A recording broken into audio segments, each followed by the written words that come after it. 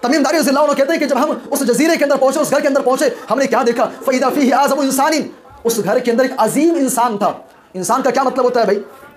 فتنہ شکیل ابن حنیف جو کہ اپنے آپ کو عیسیٰ ابن مریم اور امام مہدی ہونے کا دعویٰ کرتا ہے، شکیل ابن حنیف اور اس کے ماننے والے، اس کے چیلے چپاٹے، ان کا دعویٰ یہ ہے کہ دجال جو ہے، دجال یہ کوئی انسان نہیں ہوگا، کوئی مخلوق نہیں ہے، دجال کوئی مخلوق نہیں ہے۔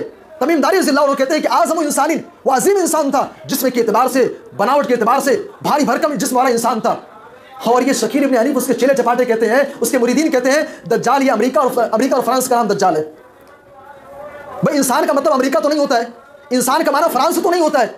آج نوجوانوں کا برین واش کر کے ان کے ذہن و دماغ میں بیٹھایا جا رہا ہے بھائی دجال بس قصے کہانیاں ہیں، یہ دیو مالائی قصے ہیں بس، اور کچھ نہیں ہے۔ امریکہ اور فرانس دجال ہے، یہ آپ کا CCTV کیمرہ یہ دجال کی آنکھ ہے، ایسی تعبیر کر رہے ہیں۔ یہ موبائل فون، اسمارٹ فون جو آپ یوز کرتے ہیں، دجال کی فتنے ہیں یہ، نعوذ باللہ۔ پیارے نبی صلی اللہ علیہ وسلم کی حدیث بتا رہی ہے کہ دجال ایک مخلوق ہے، ایک انسان ہے۔